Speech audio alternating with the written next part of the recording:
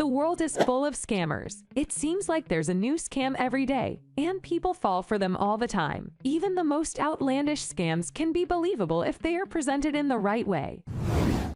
Welcome to Coffeepo.com, where you learn finance every day. If you have not yet subscribed to our channel, please do, as we bring valuable information every day to keep you informed and updated about finances. In today's episode, we'll be looking at some of the most popular scams that people are still falling for, even though they should know better by now. From selling the Eiffel Tower to the biggest crypto scam, we'll be counting down the top 10 scams that people are still falling for. So sit back, relax, and enjoy the show. Before we begin, if you haven't subscribed yet, please subscribe to our channel and hit the bell icon to get notified of our new videos. 10. Charles Ponzi, the father of schemes. Charles Ponzi is widely considered to be one of the most successful con artists in history. He was born in Italy in 1882 but moved to the United States in 1903. His first fraudulent scheme took place in 1907 when he pretended to be a businessman selling imported goods. He would take orders for merchandise that he never intended to deliver and pocket the money. In 1919, Ponzi came up with an even more audacious scheme. He promised investors that he could double their money in just 90 days. All they had to do was give him their money and wait. Amazingly, he actually delivered on his promise for a while. Ponzi was using a technique called robbing Peter to pay Paul. He was using the money from new investors to pay off the old investors. This worked as long as there was a steady stream of new money coming in. But eventually, the scheme began to unravel and Ponzi was arrested in 1920. 9. 𝐦𝐤𝐤𝐬, or how to steal money by printing it. In the early 1970s, a man named 𝐦𝐤𝐤𝐬 managed to destabilize an entire nation by counterfeiting its currency. 𝐦𝐤𝐤 managed to convince an authorized printer of Portuguese currency to print a special batch for him under the premise of rebuilding the economy of Angola. Angola was a colony of Portugal at the time, and their currencies were identical. 𝐦𝐤𝐤 forged a letter from the governor of the Bank of Portugal authorizing the whole transaction, and the scam began. 𝐦𝐤𝐤 efficiently laundered the money by creating a new bank from scratch with the purpose of circulating the counterfeit money directly to the population. At one point, almost 5% of Portugal's GDP was 𝐦𝐤𝐤's fake money. The scheme worked so well that 𝐦𝐤𝐤 decided to buy shares of the Bank of Portugal to make his operation even more legitimate. The only reason people eventually figured out something was going on was because 𝐦𝐤𝐤's bank was doing just too well compared to the other banks. 8. William Thompson, the original conman. The confidence man is a man who preys on the good nature of others. He will approach a stranger and strike up a conversation. After a short time, he will ask if the person has confidence in him and if they will trust him with their watch until the next day. Most people, thinking he is an old acquaintance, will agree and hand over their watch. The confidence man will then walk away, laughing, leaving the person stranded. This scam has duped many people out of their watches, including a Mr. Thomas McDonald of Madison Street. Mr.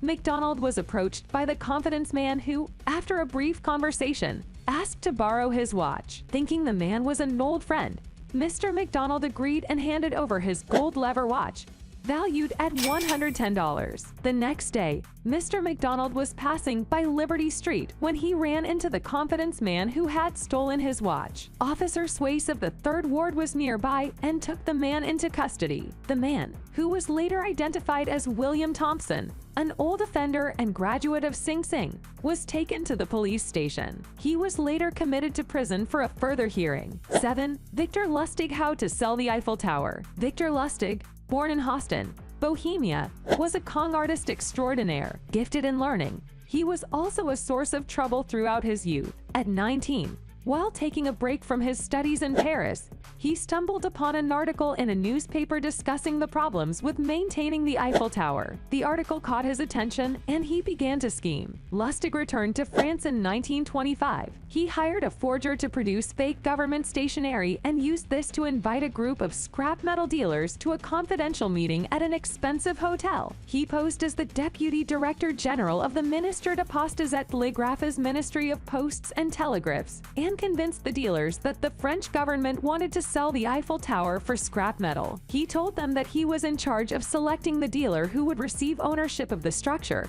and that they had been selected because of their reputations as honest businessmen. During the meeting, Lustig kept watch on who would be the most likely to fall for his scam. He found his mark in André Poisson, an insecure man who wished to rise up amongst the inner circles of the Parisian business community. Lustig arranged a private meeting with Poisson and convinced him that he was a corrupt official. Poisson agreed to pay a large bribe, and Lustig received the funds for the sale of the Eiffel Tower around 700,000 francs. He then fled to Austria. 6. The Wolf of Wall Street. Jordan Belfort, the former stockbroker who was convicted of securities fraud and spent 22 months in prison, is now a motivational speaker. In the 1990s, Belfort founded Stratton Oakmont, a brokerage firm that engaged in a massive pump and dump scheme. Belfort and his cohorts would buy large quantities of penny stocks, then artificially inflate the price of those stocks by spreading false and misleading information about the companies. Once the stock price was artificially inflated, Belfort and his team would dump their shares, selling them at a huge profit. It's estimated that Belfort scammed more than 1,500 individual investors out of $200 million. He went to jail for 2 years and had to pay a $110 million fine. Now, Belfort is a motivational speaker. He delivers speeches around the world, teaching his audience about the power of sales and persuasion. In his speeches, Belfort often talks about his own criminal past, telling stories about how he defrauded investors. He also uses his platform to promote his new business ventures, including a sales training program and a film production company. 5. 𝐦𝐤𝐤𝐿, the biggest crypto scam to date. When it comes to cryptocurrency scams, it doesn't get much bigger than 𝐦𝐤𝐤𝐿. Founded in 2014 by 𝐦𝐤𝐤𝐤𝐤, 𝐦𝐤𝐤𝐿 appeared to be just another cryptocurrency. Users could allegedly mint and make payments with their coins, and the company even had its own wallet. However, there was no actual blockchain behind it. The company was primarily selling educational material for trading in an MLM format. Buyers of the courses would receive tokens that could be used to mine coins. However, the only way to withdraw those coins was through their own exchanges, which mysteriously got shut down in 2017, not without taking a whopping $4 billion with them. 𝐦𝐤𝐤𝐤 disappeared along with the money, and as of writing this video, she is still missing. If you're thinking of investing in any cryptocurrency, do your research first. Otherwise, you may end up being the victim of the next big crypto scam. 4. Squid Game rug pull. When it comes to cryptocurrency, there are always going to be scams. People are always looking for the next big thing, and they want to get in on the ground floor. With the rise of meme cryptocurrencies, people are becoming more and more interested in investing in them. One such currency is Squid Coin. Squid Coin appeared to be a play-to-earn cryptocurrency inspired by the popular Squid Game show on Netflix. People were buying into the currency, hoping to make a quick profit. However, it turned out that the currency was a scam. The founders sold everything and then disappeared, leaving people with worthless coins. This just goes to show that you need to be careful when investing in any kind of cryptocurrency. Do your research and make sure you understand what you're investing in. Otherwise, you could end up losing a lot of money. 3. Big Daddy Ape Club rug pull. In the case of the Big Daddy Ape Club, a group of 2,222 ape themes was marketed as being minted on the Solana blockchain. However, it turned out that there were no apes at all. People had simply been sold the Solana coin in order to mint them, but were getting nothing back in return. A total of 9,136 SOL was spent on the scam, amounting to around $1.3 million at the time. The creator simply took the coins and disappeared. This particular creator has been found to be behind 3 such scams in total. Rug pulls like this happen far too often in the crypto space, and people continue to lose money as a result. If you're considering investing in any sort of crypto-related project, it's important to do your homework first and make sure that you're not being scammed. Otherwise, you could end up losing a lot of money with nothing to show for it. 2. Fire Festival. It's been a little over a year since the now infamous Fire Festival was supposed to take place,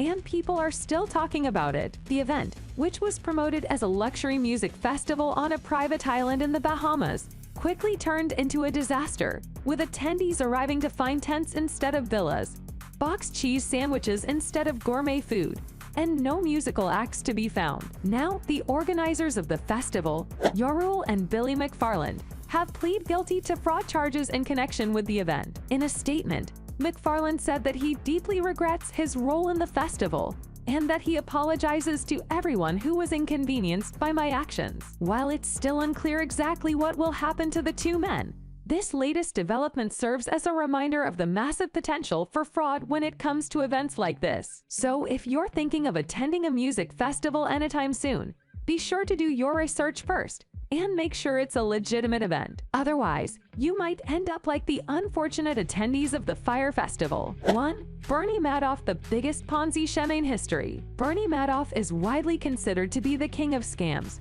responsible for the biggest Ponzi scheme in history. Over the course of more than 17 years, Madoff managed to steal billions of dollars from thousands of investors by using a single bank account to deposit money from new investors and pay those who wanted to cash out. Madoff's returns were high, but not too unusually so, and his reputation on Wall Street made him look trustworthy. However, when the market crashed in 2008, Madoff was not able to pay back the investors, which is when the scheme turned to light. It was actually Madoff's two sons who turned him into the authorities. That's all for today. If you like this video, please give it a thumbs up. And if you want to hear more videos from our channel, subscribe and make sure to turn on the bell icon.